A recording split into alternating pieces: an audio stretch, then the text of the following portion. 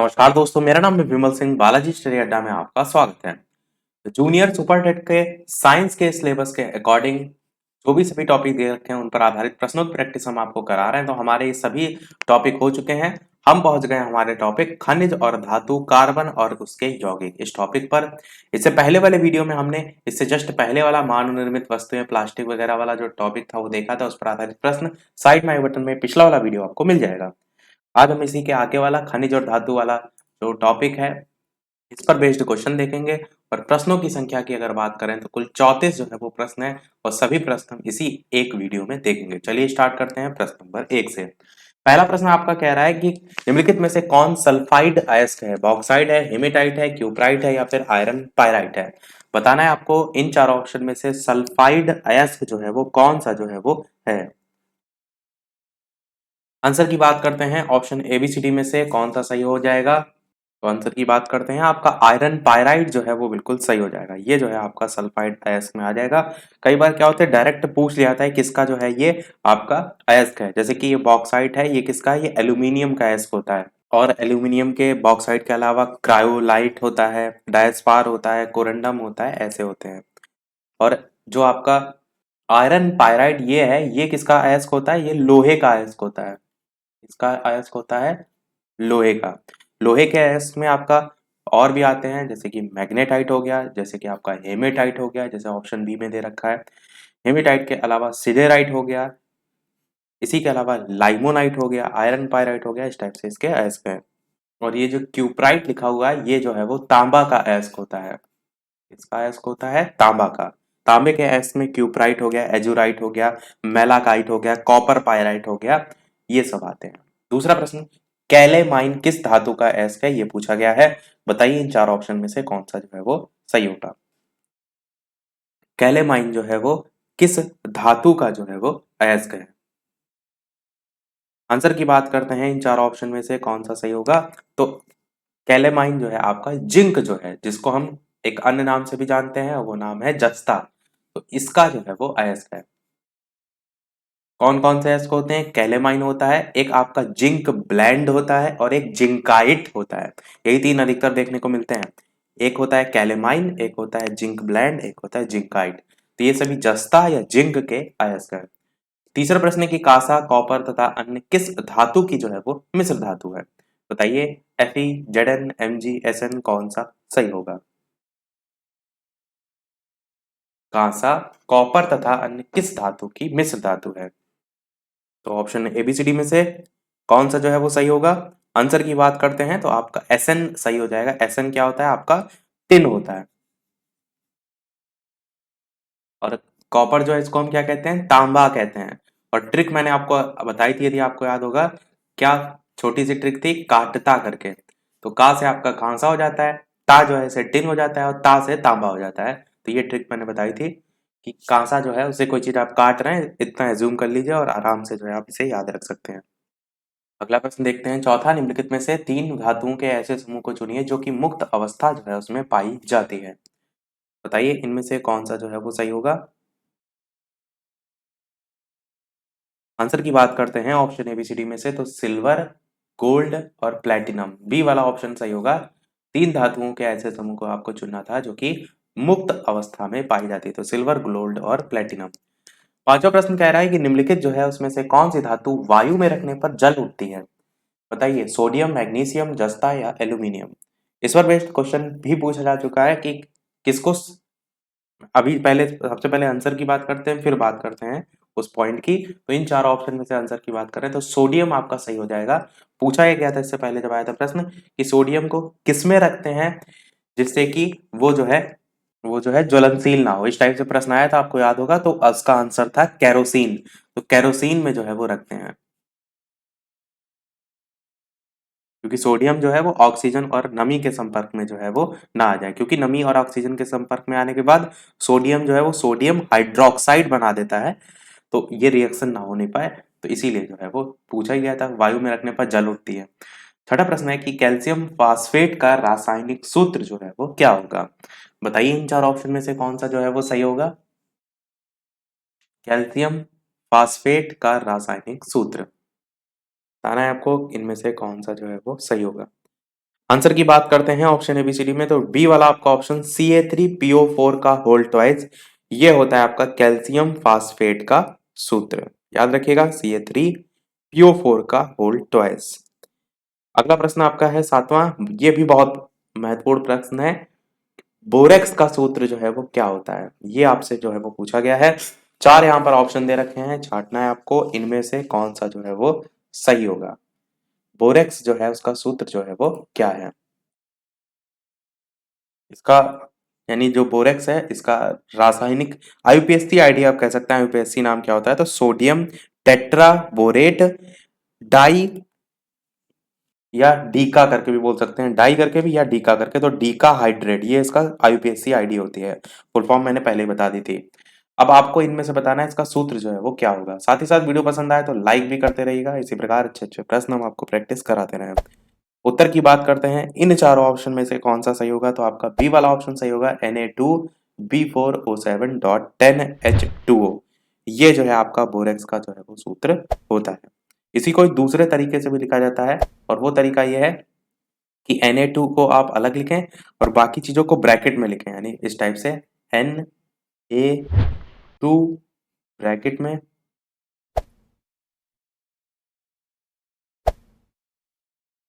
B4O5OH का whole power में 4, और यहाँ से ब्रैकेट बंद होकर डॉट 8H2O। जब बहुत ज़्यादा डिटेल वर्जन में लिखा होता है तब इस टाइप से लिखा रहता है, वरना आप देखेंगे तो हर जगह ऑप्शन में जो यहाँ पर क्वेश्चन में पूछा गया है ना, इसी टाइप से रहता है, Na2B4O7.10H2O। तो ये याद रखिएगा, बता मैंने इसीलिए दोनों ही जो है आपको दिए। आठवां प्रश्न देखते हैं आपका, नीचे दी गई धातुओं और अधातुओं का मिलान करना है आपको, और उनके उपयोगों से मिलान करना है। एक तरफ आपको दे रखे हैं इस टाइप से नाम, और एक तरफ जो है वो उपयोग। तो बताइए कौन सा जो है वो किससे मैच होगा। अब देखिए, आयोडीन तो सभी जानते हैं कि आयोडीन जो है उसका यूज जो है वो कहाँ किया जाता है, तो घाव पर यूज किया जाता है, तो ये सेकंड वाले से मैच हो जाएगा। और अगर बात करें, देखिए और किसी में सेकंड वाला ऑप्शन है भी नहीं, केवल डी वाले में आंसर आपका डी होगा। इस टाइप से आप आंसर तक पहुंच सकते हैं। बी वाला थर्ड से मैच होगा, जो मरकरी है वो आपका तापमापी जो है उसके लिए यूज होता है, उसमें यूज होता है। एल्यूमिनियम जो है इसका आप जानते हैं खाद्य पदार्थों की डिब्बाबंदी या पैकेजिंग में, और क्लोरीन तो आप जानते हैं गोलियां डाली जाती हैं जल शोधन में, तो आपका ये इससे मैच हो जाएगा। तो इस टाइप से 2 3 4 एक करके आपका ऑप्शन जो है यहाँ पर सही होगा। देखिए यहाँ पर कुछ ऐसे ऑप्शन थे जो आपको पता ही होंगे, जैसे कि क्लोरीन है, आप जानते हैं सभी, क्लोरीन की जो गोलियां हैं वो जल शोधन में ही डाली जाती हैं। एल्यूमिनियम के आप देखते हैं डिब्बा टाइप के आते हैं, तो खाद्य पदार्थों की डिब्बाबंदी पैकेजिंग में यही किए जाते हैं। दो यदि आपको पता है तो आंसर तक आप आसानी से पहुंच सकते हैं। और ये भी जानते हैं मरकरी जो होती है वो, जो टेम्परेचर नहीं नापते हम उसमें होती है, तो उससे भी आप आंसर तक आसानी से पहुंच सकते थे। नवा प्रश्न देखते हैं कि खाद्य पदार्थ के जो डिब्बे हैं उनकी आंतरिक सतह टिन से पुती होती है ना कि जस्ते से। बहुत ही बढ़िया प्रश्न है, बताइए इसका क्या जो है वो रीजन होता है। चार ऑप्शन है, जस्ता टिन से अधिक क्रियाशील होता है, इसका गलनांक टिन से अधिक होता है, टिन से कम क्रियाशील होता है, या फिर टिन से महंगा होता है। चार ऑप्शन है, बताना है आपको इनमें से कि खाद्य पदार्थों के डिब्बों की आंतरिक सतह टिन से पुती होती है ना कि जस्ते से, इसका क्या रीजन होता है। आंसर की बात करते हैं तो जस्ता जो होता है वो टिन से अधिक क्रियाशील होता है, और यही रीजन होता है कि जो भी उसमें खाना रखा जाता है, अगर वो जस्ता जो है अंदर वाली परत में होगा तो वो खाने से क्रिया करने की उसकी एक संभावना बन जाएगी, इसलिए जो है वो टिन जो है अंदर की जो सतह होती है वो टिन से पुती होती है, जस्ते से जो है वो नहीं होती है, क्योंकि जस्ता टिन से अधिक ज्यादा क्रियाशील होता है। 10वां प्रश्न है, निम्नलिखित में से किसका प्रयोग सौर सेल बनाने में नहीं हो सकता। प्रश्न में नहीं लिखा है, इस चीज का हमेशा ध्यान रखिए। तो सिलिकॉन, प्लेटिनम, गैलियम, जर्मेनियम, बताइए इनमें से कौन सा सही होगा। लाइव टाइमिंग दो है, दोपहर के 3 बजे, शाम के 8 बजे, लाइव आकर भी वीडियो आप देख सकते हैं। तो ऑप्शन एबीसीडी में से कौन सा सही होगा, बात करते हैं आंसर की। तो प्लेटिनम आपका बिल्कुल सही होगा। प्लेटिनम का यूज सौर सेल बनाने में जो है वो नहीं हो सकता, बाकी सिलिकॉन, गैलियम, जर्मेनियम इन सब का हो सकता है। 11 नंबर प्रश्न कह रहे हैं, निम्न में से कौन सा न्यूनतम अभिक्रियाशील है। बताइए, आयरन, कॉपर, सिल्वर, गोल्ड, इस टाइप से चार ऑप्शन हैं। आंसर की बात करते हैं इन चार ऑप्शन में से, तो आपका गोल्ड बिल्कुल सही हो जाएगा। न्यूनतम अभिक्रियाशील की बात करें इन चार ऑप्शन में, तो गोल्ड आपका जो है वो सही होगा। 12 नंबर प्रश्न देखते हैं कि कौन सी धातु ठंडे पानी से प्रतिक्रिया नहीं करता है लेकिन गर्म करने पर वाष्प से प्रतिक्रिया जो है वो करता है। सोडियम, एल्यूमीनियम, ताम्र या निकेल, बताइए इनमें से कौन सा सही होगा। पूछा गया है आपसे कि कौन सी धातु ठंडे पानी से प्रतिक्रिया नहीं करता है लेकिन गर्म करने पर वाष्प से प्रतिक्रिया करता है। उत्तर की बात करते हैं तो आपका एल्यूमिनियम जो है वो बिल्कुल सही हो जाएगा। यहाँ पर आ से लिखा है पर ये ए करके लिखा रहता है, तो एल्यूमिनियम आपका जो है वो सही होगा। 13 नंबर प्रश्न कह रहा है कि मैग्नेटाइट जो है वो इनमें से क्या है। Fe2O3, Fe3O4 या फिर FeCO3 या 2Fe2O3.3H2O, बताइए इनमें से कौन सा सही होगा। उत्तर की बात कर लेते हैं ऑप्शन एबीसीडी में, तो आपका मैग्नेटाइट का सूत्र होता है Fe3O4। और स्टार्टिंग में मैंने बताया था मैग्नेटाइट किसका अयस्क होता है, तो मैग्नेटाइट आपका लोहे का अयस्क होता है। स्टार्टिंग में मैंने आपको बताया था magnetite, hematite, siderite, limonite, iron pyrite, ये सभी। 40 नंबर प्रश्न कह रहा है कि बर्तन बनाने के लिए कौन सी निम्नलिखित जो मिश्र धातु है उसका इस्तेमाल नहीं किया जाता है। पीतल, सोल्डर या फिर ड्यूरेलुमिन या फिर जर्मन सिल्वर, बताइए इनमें से कौन सा सभी सही होगा। बर्तन बनाने के लिए कौन सा निम्नलिखित मिश्र धातु का इस्तेमाल नहीं किया जाता है। आंसर की बात करते हैं चार ऑप्शन में से, तो बी वाला आपका ऑप्शन जो है वो सही होगा। यानी कि जो सोल्डर है, सोदर जिसको हम कह रहे हैं, ये जो है आपका यूज नहीं किया जाता है मिश्र धातु का इस्तेमाल करने के लिए। बाकी पीतल भी किया जाता है, ड्यूरेलुमिन भी किया जाता है और जर्मन सिल्वर भी किया जाता है। पीतल तो वैसे आप हर जगह ही देखते हैं, तो ये आपका बी वाला आंसर यहाँ पर हो जाएगा क्योंकि प्रश्न नहीं जो है वो पूछा गया था। 15 नंबर प्रश्न कह रहे हैं कार्नेलाइट किस धातु का अयस्क है, बताइए पोटेशियम का है, एल्यूमिनियम का है, मरकरी का है या फिर यूरेनियम का है। मैंने स्टार्टिंग में आपसे कहा कि आपको अयस्क तो याद होने चाहिए क्योंकि अयस्क एक ना एक बहुत से एग्जामों में जो है वो पूछ लिए जाते हैं। तो बताइए इन चार ऑप्शन में से जो है वो कार्नेलाइट जो है वो किसका जो है वो अयस्क है। वैसे यहाँ पर कार्नालाइट करके लिखा हुआ है, इसको सही कर देते हैं। मैं कार्ने करके होता है, इतना तो यहाँ से कार्ने करके होता है और आगे लाइट, कार्ने लाइट, इस टाइप से। और अगर ऑप्शन में थोड़ा सा देखें तो ये चारों ही ऑप्शन में वो ऑप्शन ही नहीं दे रखा है, क्योंकि कार्ने लाइट तो आपका अयस्क जो है वो मैग्नीशियम का होता है। यहाँ पर देखिए पोटेशियम, एल्यूमिनियम, मरकरी, यूरेनियम दे रखा है, मैग्नीशियम आप याद रखिएगा। इन सभी ऑप्शन को हटा के क्या याद रखना है आपको, मैग्नीशियम जो है उसका अयस्क होता है कार्नेलाइट। मैग्नीशियम के और अयस्क क्या होते हैं, तो एप्सोसाइट करके भी होता है, डोलामाइट करके भी होता है। पोटेशियम यहाँ पर जो दे रखा है ऑप्शन, इसके अयस्क होते हैं पोटेशियम कार्बोनेट, पोटेशियम नाइट्रेट। बाकी आपको मैंने बता ही दिए सब। जो मरकरी है इसी को पारा कहते हैं, इसके अयस्क होते हैं सिनाबार और कैलोमेल करके।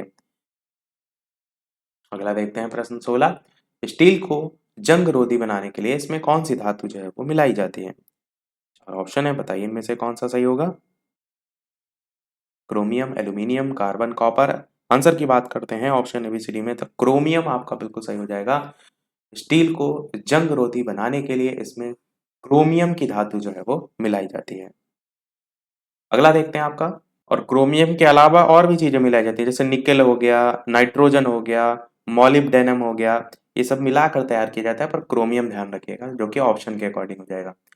17 नंबर प्रश्न कह रहा है कि कमरे के टेम्परेचर पर, ताप पर कौन सी अधातु तरल अवस्था में ही जो है वो पाई जाती है। फास्फोरस, क्लोरीन, ब्रोमीन, हीलियम, कौन सा सही होगा ये आपको बताना है।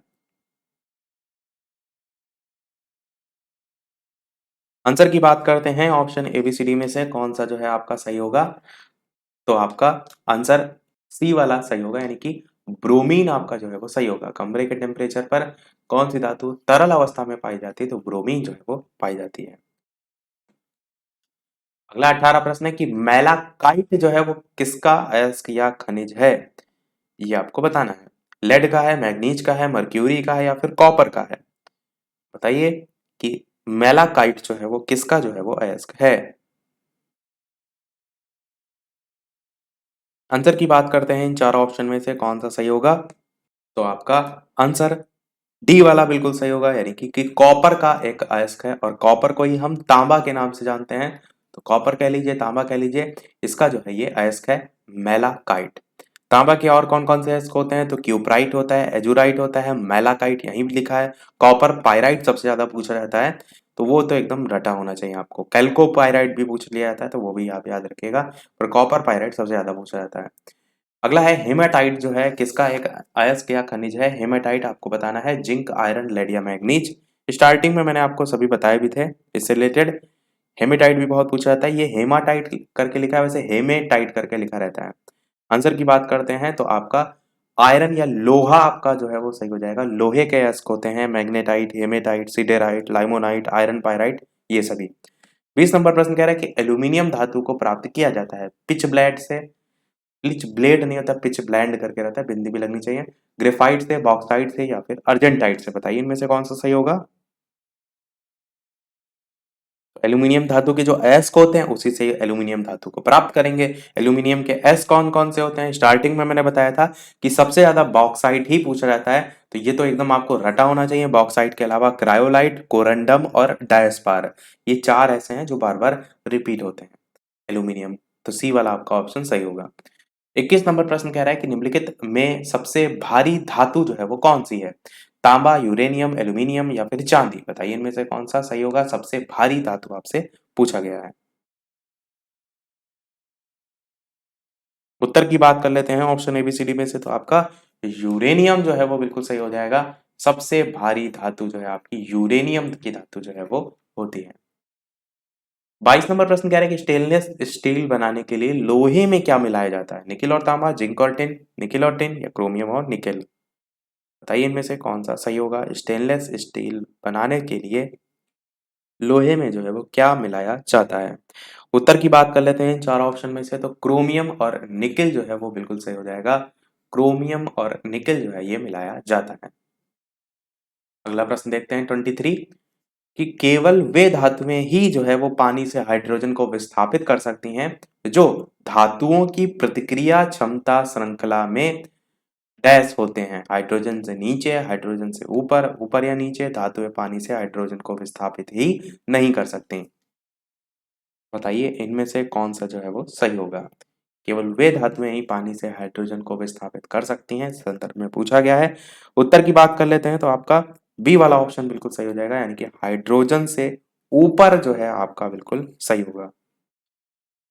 अगला प्रश्न देखते हैं 24, कि निम्न में से किस अधातु को यदि हवा में रखा जाए तो उसमें आग लग सकती है। सल्फर, यूरेनियम, नाइट्रोजन, फास्फोरस, बताइए इनमें से कौन सा जो है आपका सही होगा। उत्तर की बात करते हैं चार ऑप्शन में, तो आपका फास्फोरस बिल्कुल सही हो जाएगा।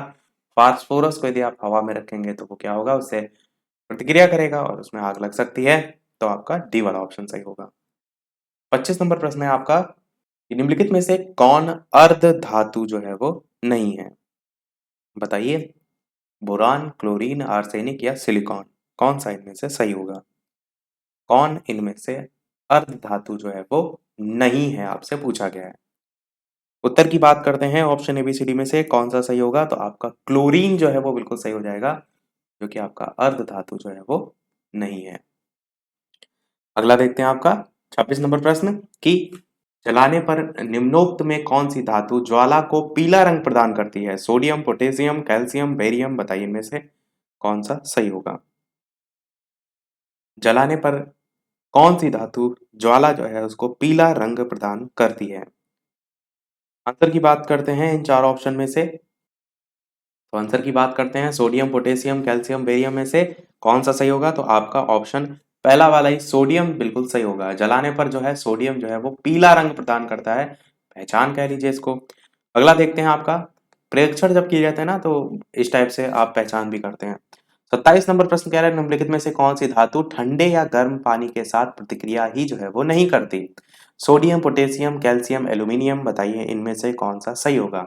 कौन सी धातु ठंडे या फिर गर्म पानी के साथ प्रतिक्रिया जो है वो नहीं करती। आंसर की बात करते हैं इन चारों ऑप्शन में से कौन सा जो है वो सही होगा, तो आपका ऑप्शन डी वाला यानी कि एल्यूमिनियम जो है वो बिल्कुल सही हो जाएगा। एल्यूमिनियम जो है वो आपका हो जाएगा। 28 नंबर प्रश्न कह रहा है आपका, कि निम्न में से कौन सी धातु मुक्त अवस्था में जो है वो पाई जाती है। सोडियम, सोना, बताना है आपको कि कौन सी धातु मुक्त अवस्था में जो है वो पाई जाती है। सोडियम, सोना, पोटेशियम या कैल्शियम। आंसर की बात करते हैं कौन सी धातु मुक्त अवस्था में पाई जाती है, तो आपका ऑप्शन यहाँ पर बी वाला यानी सोना बिल्कुल जो है वो सही हो जाएगा। सोना के अलावा एक और ऑप्शन अधिकतर देखने को मिलता है, सोना को हम लिखते हैं AU और एक और ऑप्शन देखने को मिलता है, वो है प्लेटिनम। प्लेटिनम भी आपका, जिसे हम पीटी करके लिखते हैं, ये भी जो है आपका प्रकृति में स्वतंत्र अवस्था में पाया जाता है। 29 नंबर प्रश्न आपका देखते हैं कि डैश अमलगम बनाने के लिए एक आवश्यक एक महत्वपूर्ण धातु है। एल्यूमीनियम अमलगम या पारा या लोहा टंगस्टन, कौन सा सही होगा? उत्तर की बात करते हैं, चार ऑप्शन में से कौन सा जो है आपका सही होगा? तो बताइए इनमें से कौन सा जो है वो सही होगा। आंसर की बात करते हैं तो आपका बी वाला ऑप्शन पारा जो है यहाँ पर बिल्कुल सही होगा। पारा जो है आपका अमलगम बनाने के लिए एक आवश्यक एक महत्वपूर्ण धातु जो है वो होती है, बी वाला सही होगा। 30 नंबर प्रश्न कह रहे हैं निम्न में से कौन सबसे कम अभिक्रियाशील जो है वो है? चार ऑप्शन है, मैग्नीशियम पारा हाइड्रोजन एल्यूमिनियम, बताइए इनमें से कौन सा सही होगा?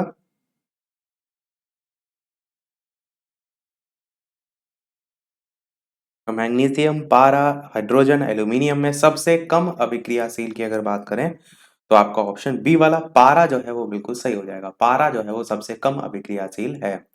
31 नंबर प्रश्न कह रहा है क्विक सिल्वर क्या है? एजी चांदी, एचजी पारा, एयू सोना या लिथियम एलआई, बताइए क्विक सिल्वर जो है हम इस किसे जो है वो कहते हैं?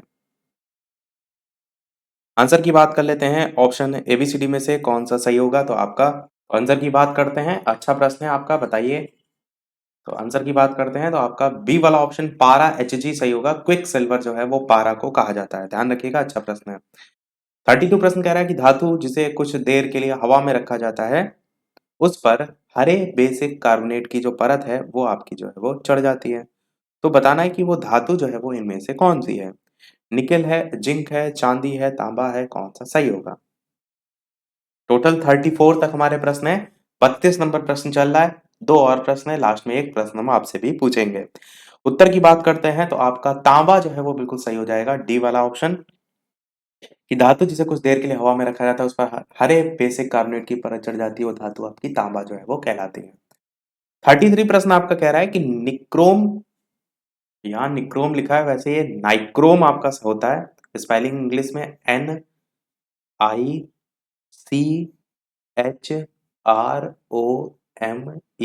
ये होती है। तो बताना है आपको किसकी मिश्र धातु है, चार ऑप्शन में कौन सा सही होगा? तो नाइक्रोम में मुख्य रूप से निकल होता है, तो निकल तो देखिए चार ऑप्शन में है। क्रोमियम होता है जो कि इस ऑप्शन में नहीं है, सी तो ऑप्शन बिल्कुल नहीं होगा। उसके साथ साथ अगर बात करें तो आपका Mn और Fe ए वाले ऑप्शन के साथ जाएंगे, पर मुख्य रूप से जब ऑप्शन आता है ना तो अधिकतर निकिल और क्रोमियम ही लिखा देखने को मिलता है। नाइक्रोम जो है उसमें जो मिश्र धातु है उसमें 80% तक आपका निकिल होता है और 20% जो है आपका क्रोमियम होता है। बाकी मिश्र धातु में थोड़ा बहुत भाग तो मिला ही जाता है किसी ना किसी का, तो वो आपका फिर बाकी चीजें आती हैं। तो ए वाला आपका ऑप्शन जो है वो सही होगा, याद रखिएगा। देखते हैं हमारा अगला और इस वीडियो का लास्ट प्रश्न, इसके बाद एक प्रश्न हम आपसे भी पूछेंगे। वीडियो अभी तक आपने लाइक ना किया हो सभी लोग लाइक कर दीजिएगा। चैनल पर नए हो सब्सक्राइब करके बगल में नोटिफिकेशन बेल है उसे भी अवश्य ऑन कर लीजिएगा ताकि कोई वीडियो आपसे मिस ना हो। वीडियो को लाइक के साथ साथ टेलीग्राम चैनल से ना जुड़े हो, इंस्टाग्राम अकाउंट, फेसबुक किसी से भी ना जुड़े हो तो आप बालाजी स्टडी अड्डा सर्च करके या अबाउट सेक्शन में आपको लिंक मिल जाएगी, वहां से भी जुड़ सकते हैं। 34 नंबर प्रश्न आपका है, एल्यूमिनियम धातु को केवल निम्नलिखित द्वारा निष्कर्षित जो है वो किया जाता है? कटौती, ऑक्सीकरण, निस्तापन या इलेक्ट्रोलिसिस, बताइए इनमें से कौन सा जो है वो सही होगा? उत्तर की बात करते हैं ऑप्शन एबीसीडी में से तो आपका डी वाला ऑप्शन इलेक्ट्रोलिसिस जो है वो बिल्कुल सही हो जाएगा। इलेक्ट्रोलिसिस जो है इसके द्वारा निष्कर्षित किया जाता है। अब एक प्रश्न आपके लिए भी, जैसे कि सभी वीडियो में हम आपसे एक ना एक प्रश्न पूछते हैं। इस वीडियो का आपके लिए प्रश्न है जिसका आंसर आपको वीडियो के मेन कमेंट में टाइप करके बताना है, और इसके बाद वाला जो चैप्टर है उस पर बेस्ड हमारे ये प्रश्न है कि चींटी के दंश, जिसे हम डंक कहते हैं, चींटी का जो डंक होता है उसमें निम्नलिखित में से कौन सा अम्ल जो है वो होता है? पार्मिक अम्ल, ऑक्जेलिक अम्ल, एसिटिक अम्ल, एस्कार्बिक अम्ल, ये चार ऑप्शन है। कौन सा इनमें से सही होगा? सभी लोग अपना आंसर वीडियो के मेन कमेंट में टाइप करके बताइएगा।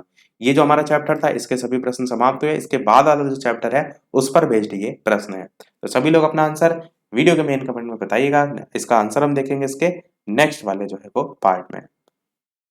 लाइव टाइमिंग मैंने पहले ही आपको बता दी थी, दोपहर के 3 बजे, शाम के 8 बजे लाइव आकर भी वीडियो आप देख सकते हैं। इससे पहले के प्रश्न नहीं देखे हैं तो जूनियर सुपर टेट साइंस नाम से अलग से प्लेलिस्ट बनी हुई है, उसमें जाकर देख सकते हैं। मिलते हैं चलिए फिर अगले वीडियो में नए टॉपिक के साथ, तब तक के लिए नमस्कार, थैंक यू फॉर वॉचिंग।